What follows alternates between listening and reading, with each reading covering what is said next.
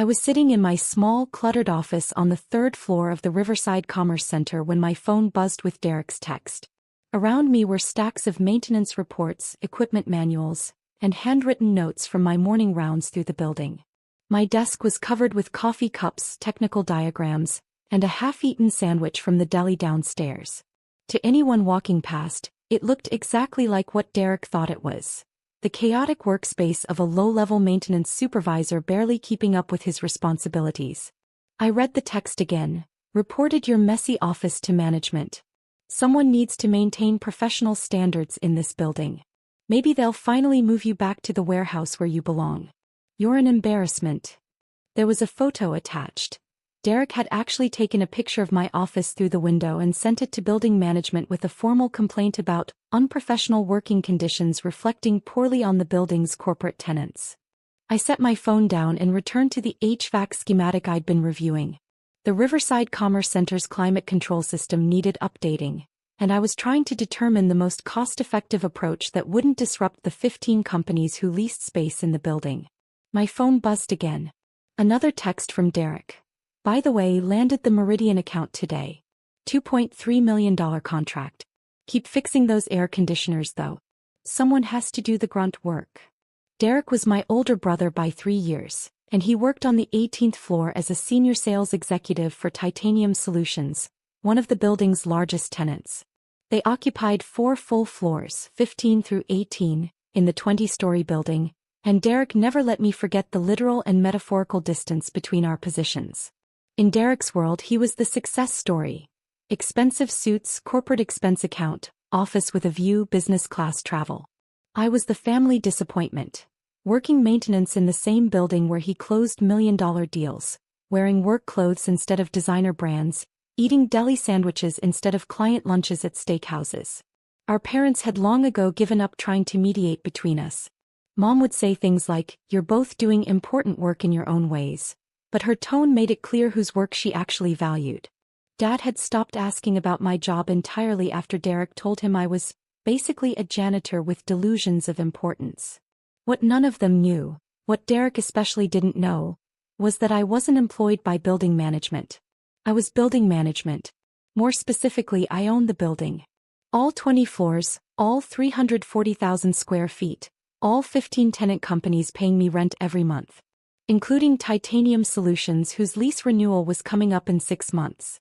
I'd purchased the Riverside Commerce Center 8 years ago through a complex network of holding companies and property management firms.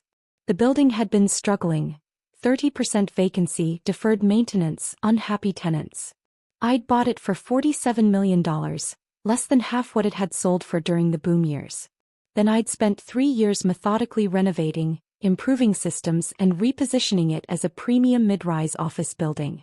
I personally oversaw much of the work, learning building systems, understanding tenant needs, and developing relationships with everyone from custodial staff to C-suite executives. Now the building was 98% occupied, commanded premium rents, and was valued at approximately $180 million. It was the cornerstone of a commercial real estate portfolio I'd built that included 6 other properties across the city. But I kept my ownership anonymous, operating through Riverside Property Holdings, which was in turn owned by a series of entities that ultimately traced back to me. The building's official property manager was Catherine Chin, who handled day-to-day tenant relations and leasing. The on-site staff knew me as Alex Morrison, the guy who handled maintenance coordination and building systems, which was technically true, just incomplete. I preferred it this way. When tenants thought I was maintenance staff, they told me the truth about problems. When executives thought I was nobody important, they revealed their actual character. And when Derek thought I was his failure of a brother barely scraping by, he showed me exactly who he really was. The intercom on my desk buzzed. "Alex, it's Catherine. Can you come up to the management office? We need to discuss something." "On my way," I said. Catherine's office was on the 20th floor, tucked away in a suite that most tenants never saw. When I arrived, she was reviewing something on her computer with an expression of mixed amusement and irritation. "So," she said without preamble, "we received a formal complaint about your office, complete with photos and a detailed report about how the maintenance supervisor's unprofessional workspace reflects poorly on the building and creates concerns about management competency. She turned her monitor to show me Derek's complaint. It was thorough, I had to give him that.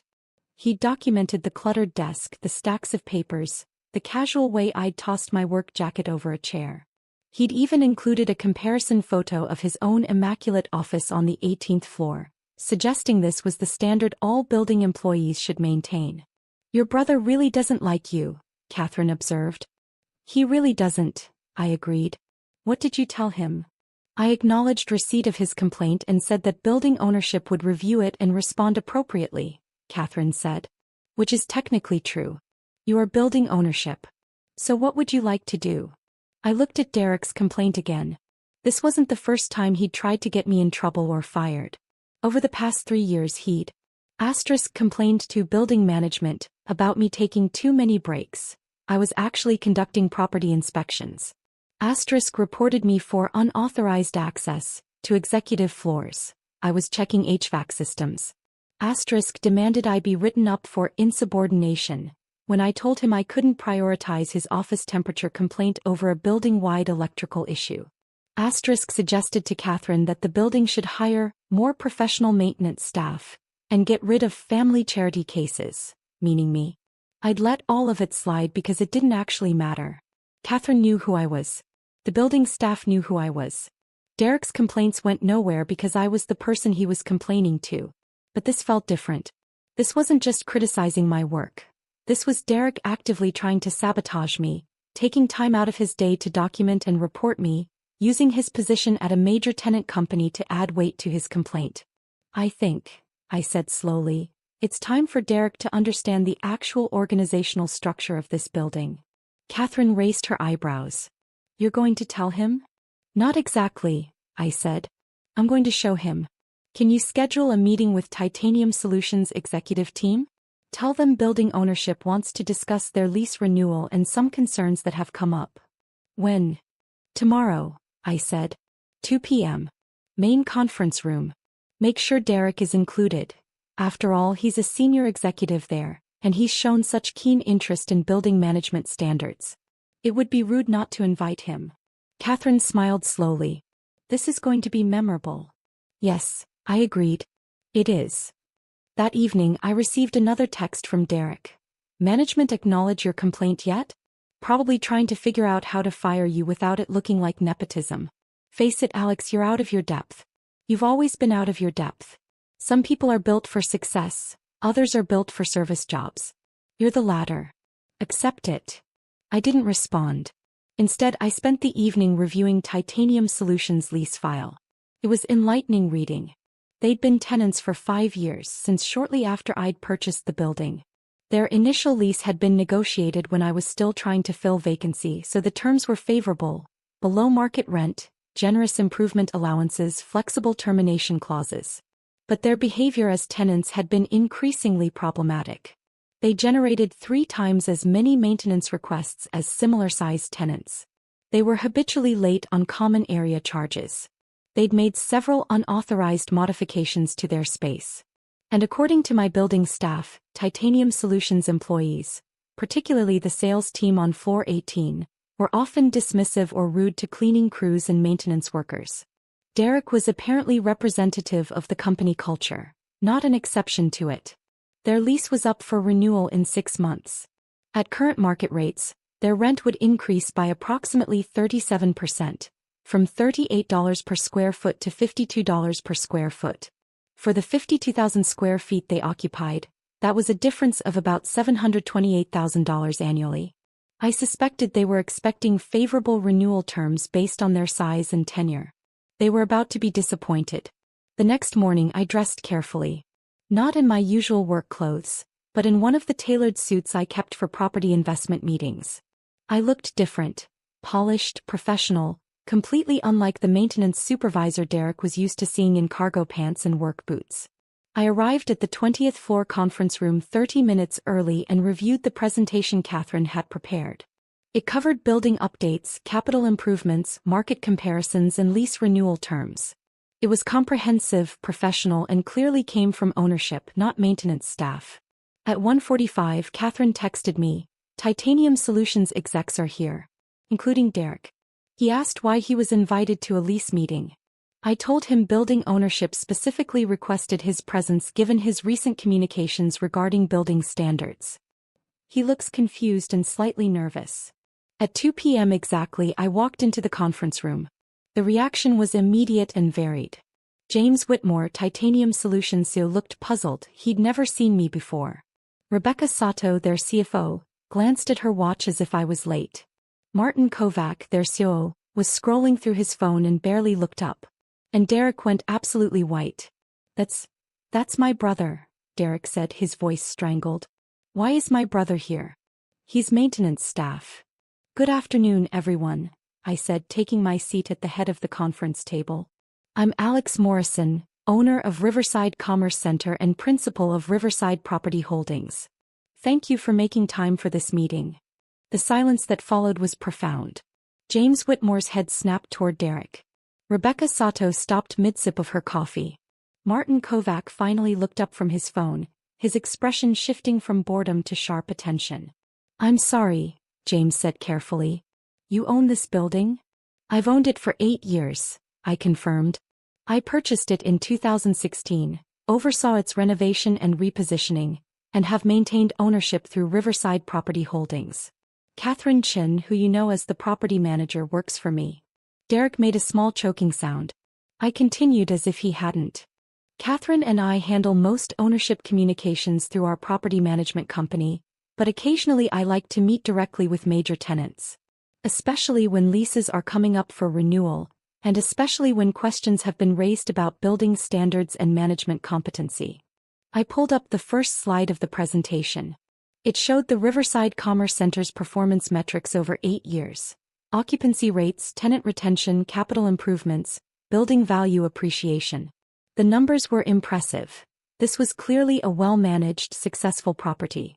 As you can see, I said, Riverside Commerce Center has been one of the highest-performing commercial properties in the city. We've maintained 95+% occupancy for 6 consecutive years, tenant satisfaction scores above industry average, and building systems that exceed code requirements. This didn't happen by accident. It happened through careful management and significant capital investment.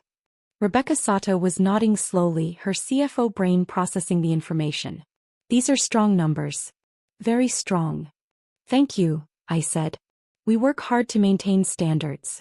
Which brings me to the purpose of today's meeting. Titanium Solutions lease expires in 6 months, and we need to discuss renewal terms. But first, I want to address some concerns about how Titanium Solutions has operated as a tenant. I pulled up a new slide showing maintenance request data. Over the past 5 years, Titanium Solutions has generated an average of 43 maintenance requests per month. That's approximately triple the rate of comparable tenants. Many of these requests are for issues that should be handled internally: office equipment, personal temperature preferences, cosmetic concerns that don't affect functionality. Martin Kovac shifted uncomfortably. We're a large tenant. We have more space, more employees. I've normalized the data by square footage and employee count, I said. Even accounting for size, you're still generating 2.3 times as many requests as similar tenants. That represents additional cost and resource allocation on our end. Next slide. Additionally, you've been an average of 43 days late on common area maintenance charges over the past 3 years. Your lease requires payment within 30 days. The delays create administrative burden and cash flow complications. Rebecca's face had gone tight. As CFO, late payments were her responsibility. You've also made several unauthorized modifications to your space, I continued, showing photos. Conference room on 16 had walls moved without approval. Break room on 17 had plumbing modifications done by an unlicensed contractor. Executive suite on 18 had electrical work that didn't meet code and had to be redone at building expense. James Whitmore was looking increasingly uncomfortable. I wasn't aware of most of these issues. Why weren't we informed this was a problem? You were, I said calmly. Catherine sent formal notices on 6 separate occasions over the past 2 years. They were addressed to your facilities manager and copied to your office. They went unanswered. I pulled out printed copies of the notices, complete with delivery confirmations. Rebecca took them and began reading, her expression darkening. But the most concerning issue, I said, is the pattern of behavior toward building staff. We've documented multiple instances of Titanium Solutions employees treating maintenance workers, cleaning staff and building personnel with disrespect or dismissiveness. This creates a hostile work environment for our employees and reflects poorly on both your company and the building. Derek had been silent throughout this, but now he found his voice. That's ridiculous. We treat staff fine. You can't base a lease decision on some workers claiming they felt disrespected. I'm not basing it on claims, I said. I'm basing it on documented incidents. Would you like to review them? I pulled up another slide. It was a detailed log with dates, times, specific incidents, and witnesses. Several entries specifically referenced Derek Moore, executives on floor 18, being dismissive, demanding, or outright rude to building employees. One entry caught James Whitmore's attention. March 15, 2024, Derek Morrison, senior sales executive, berated cleaning staff for emptying trash during business hours, demanded they return after 7 p.m. even though their shift ends at 6 p.m., threatened to have them fired when they explained building policy. Derek, James said quietly. Is this accurate? Derek's face was red. They were disrupting our client meeting. I was just trying to maintain professional standards. By threatening to fire building employees who don't work for us and were following their assigned schedule? James's voice was ice cold. That's your definition of professional standards? There are 17 documented incidents involving Derek specifically, I said. And another 43 involving other Titanium Solutions employees across your 4 floors. For context, our next largest tenant has logged 4 such incidents in 5 years. For total, you have 60 in the same period. The room was silent except for the sound of Rebecca flipping through the documentation I'd provided. Here's what I'm trying to understand, I said, addressing James directly. Titanium Solutions is asking for lease renewal in a building where market rates have increased significantly. You're presumably going to request favorable terms based on your tenure and size as a tenant. But from an ownership perspective, you've been a challenging tenant who generates excess costs, pays late, makes unauthorized modifications, and creates management issues with other building employees. Help me understand why I should offer you below-market renewal terms. James Whitmore looked like he wanted to disappear. Rebecca Sato was still reading documents, her expression growing more severe. Martin Kovac was no longer looking at his phone. And Derek was staring at me with an expression of absolute horror as he realized what was happening. I think we need to address these issues internally before discussing lease terms, James said finally. I had no idea our behavior as a tenant had been this problematic. That's unacceptable. I appreciate that, I said. But from my perspective, patterns matter more than promises. I've seen these patterns for 5 years. The question is what changes would actually convince me that renewal makes sense, for both parties. What kind of changes are you looking for? Rebecca asked, all business now. First, a clear policy and training around respectful treatment of building staff, I said. Building employees should never be threatened, belittled, or treated as if they're inferior. They're professionals doing specialized work. They deserve respect. Agreed, James said immediately. That should have been policy from the beginning. I apologize that it wasn't. Second, appropriate handling of maintenance requests and building modifications, I continued. Follow the proper channels, get approval for changes, use licensed contractors. This isn't negotiable, it's basic lease compliance. Understood, Martin said. I'll implement new procedures with our facilities team. Third, timely payment of all charges, I said, looking at Rebecca. If there are issues with billing or disputes about charges, raise them promptly. But the pattern of routine late payment needs to end. It will, Rebecca said firmly. I'm implementing new controls effective immediately. And fourth, I said, I need to know that Titanium Solutions leadership takes these issues seriously. Not just acknowledges them but actively addresses the culture that created them. Because from what I've observed, the problems aren't isolated incidents. They're reflections of how your company operates. James Whitmore met my eyes. You're right. And I take full responsibility for not catching this earlier. We've been so focused on growth and client acquisition that we've neglected internal culture and our relationships with service providers. That changes now. He turned to look at Derek.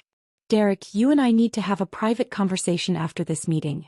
Several conversations, actually. Derek had gone from red to pale. James, I can explain. Later, James said curtly.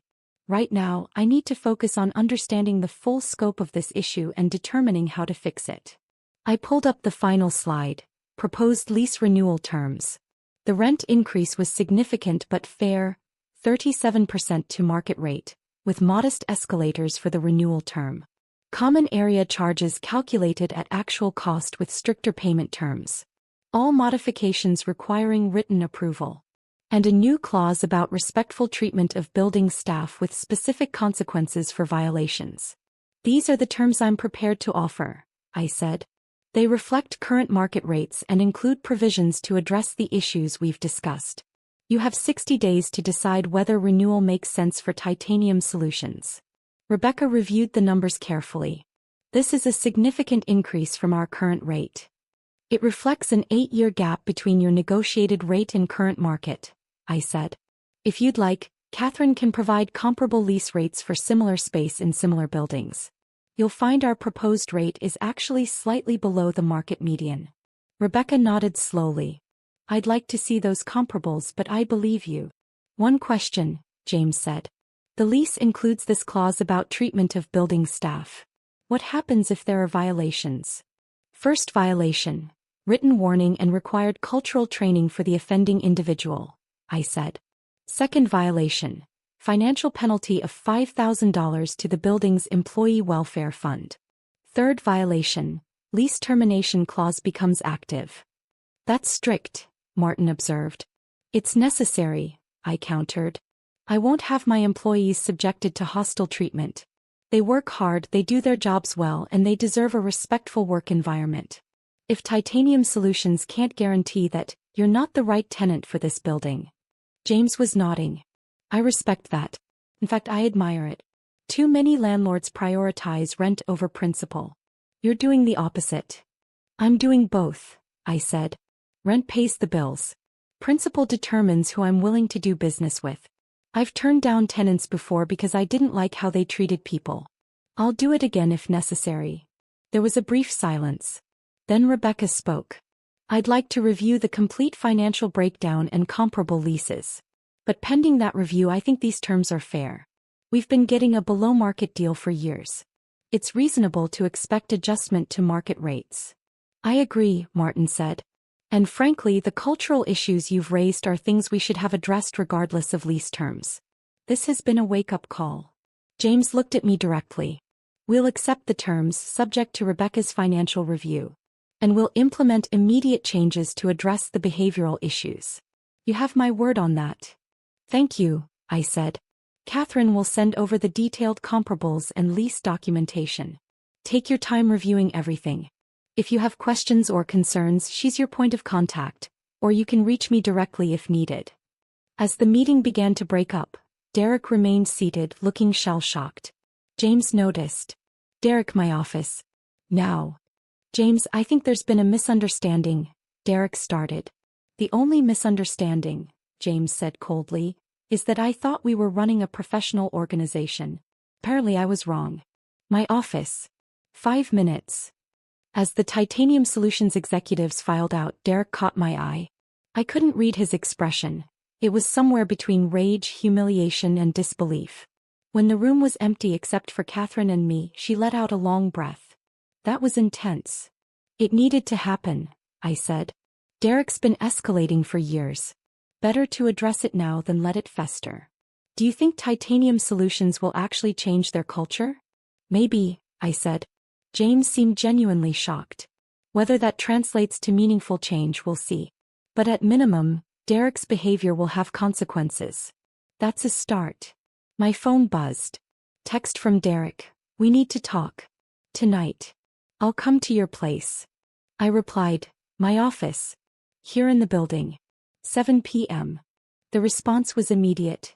You have an office? 20th floor. Next to Catherine's. I'll tell security to let you up.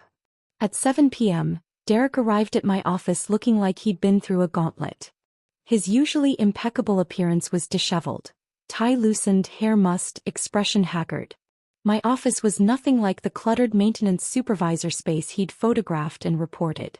This was a proper executive office. Floor-to-ceiling windows overlooking the city, modern furniture, shelves lined with property management books and architectural models of my various buildings. Derek stood in the doorway taking it in. "How long have you had this office?" 8 years, I said. "Since I bought the building.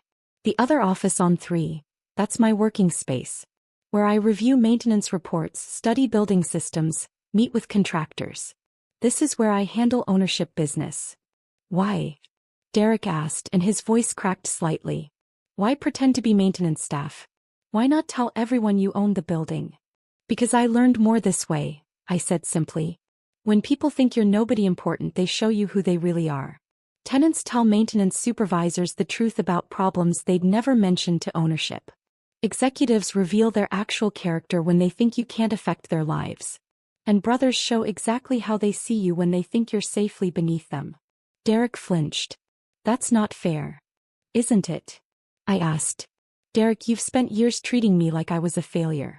You've mocked my work, belittled my choices, told our parents I was an embarrassment to the family. You complained to my boss, who is me, trying to get me fired from a job I don't actually have. You took time out of your day to document and photograph my unprofessional workspace, and file a formal complaint." "I didn't know." "That's exactly the point," I interrupted. "You didn't know, so you felt safe being cruel. You thought I was powerless, so you kicked down.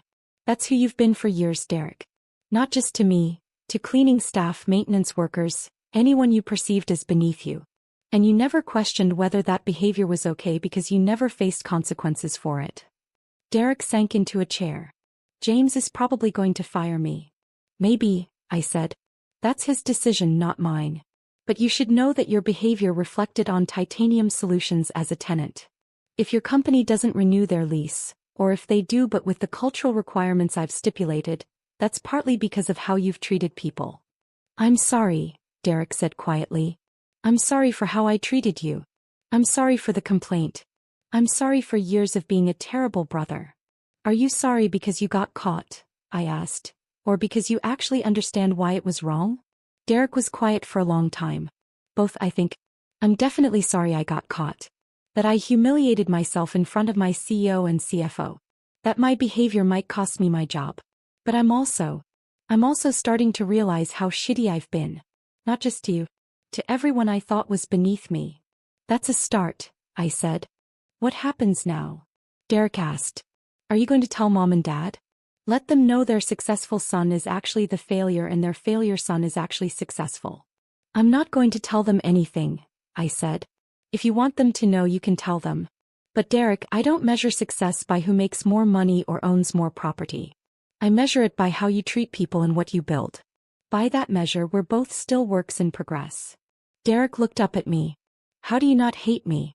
After everything I've done?" "Because you're my brother," I said simply. "And because I've seen what happens when people let resentment consume them. I'd rather invest energy in building things than destroying relationships. But that doesn't mean I'll tolerate abuse. The choice is yours, grow into someone better or keep being who you've been.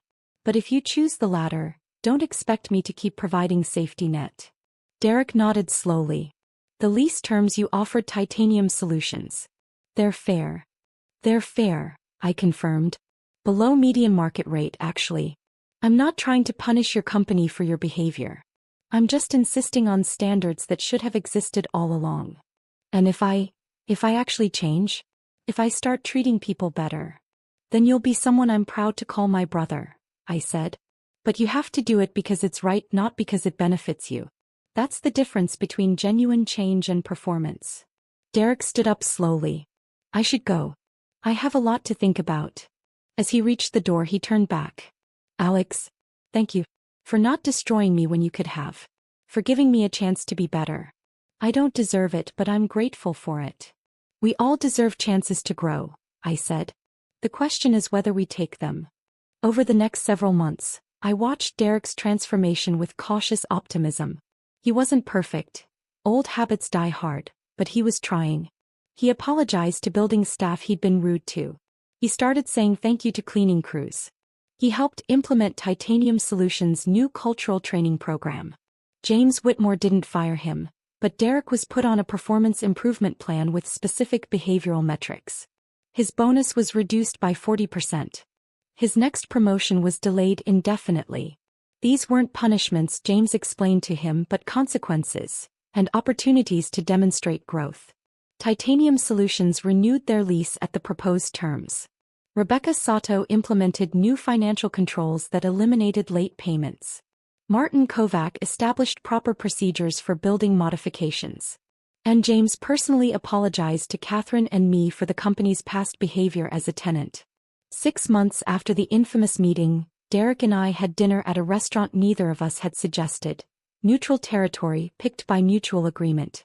"I'm still at Titanium Solutions," Derek said. "Still on the improvement plan, but James says I'm making genuine progress." "That's good," I said. "I told Mom and Dad," Derek added. "About you owning the building. About the real estate portfolio. About everything." "How did they take it?" Mom cried. Dad looked confused for about 3 days. "Then they started asking why you never told them. I explained that you probably didn't tell them for the same reason you didn't tell me, because you wanted to be valued for who you are, not what you own." "That's surprisingly insightful," I observed. Derek smiled slightly. "I'm working on the insight thing. Part of the improvement plan. Turns out understanding other people's perspectives is a learnable skill." "Who you?" "Most people who've ever experienced empathy," I said, but I was smiling too. "Fair point." Derek paused. "I'm not going to ask you to forget the past. I know I was terrible. But I want you to know I'm trying to be better. Not because it benefits me, though it does, but because I finally understand that how you treat people matters more than what you achieve." "That's what I've been trying to tell you for years," I said. "I know. I should have listened. I'm listening now." We finished dinner talking about less fraught topics: sports, movies, family gossip. It wasn't the relationship we'd had as kids, before success and status had poisoned Derek's perspective. But it was better than what we'd had for the past decade. As we left the restaurant, Derek said, "One more thing. That office on 3, the messy one I photographed and complained about. Do you actually need it?" "Why?" "Because I was thinking, maybe I could volunteer there sometimes. Help with maintenance coordination or building systems. Learn the unglamorous side of real estate. Assuming you'd be willing to teach me." I looked at him carefully. "You want to learn maintenance coordination?" "I want to learn humility," Derek said. "And I figure the best way to do that is to actually understand the work that people like me have been dismissing for years. So yes, I want to learn maintenance coordination. I want to fix coffee makers and review HVAC schematics and understand why building systems matter. If you'll let me." "You'd be terrible at it," I said honestly. "At least at first." "Probably," Derek agreed. "But I'd like to try. With your permission." I thought about the years of condescension, the complaints, the attempts to get me fired. I thought about Derek's transformation over the past months. Imperfect but genuine. And I thought about the choice I'd made years ago to build things rather than destroy relationships. "Hey," I said. "Saturday mornings. Dress for actual work. You'll get dirty. And if you complain once about the conditions or the tasks, you're out." "Understood." "Understood," Derek said. "Thank you, Alex." "Really?" A year later, the Riverside Commerce Center was featured in a commercial real estate publication as one of the city's best-managed mid-rise properties. The article mentioned the owner's hands-on approach and commitment to both tenant satisfaction and employee welfare. Derek was quoted in the article, not as a tenant executive, but as someone who'd volunteered to learn building management and had been surprised by its complexity. "I thought I understood real estate because I worked in an office building," he said in the interview. "But I didn't understand anything. There's incredible skill and knowledge required to keep a building running smoothly. I'm grateful I got the chance to learn that." My parents framed the article and hung it in their living room. Mom called to say she was proud of both of us. Me for building something successful, Derek for having the humility to learn from his mistakes. And every Saturday morning, Derek still showed up at 8 a.m. to help with maintenance coordination, building inspections and system reviews. He wasn't great at it, but he was trying. And that mattered more than competence. Because at the end of the day, success isn't about the office you have or the title on your business card. It's about who you choose to be when you think nobody important is watching. And sometimes, the brother you dismiss as maintenance staff turns out to own the entire building and teaches you what really matters. That's what family looks like when it works.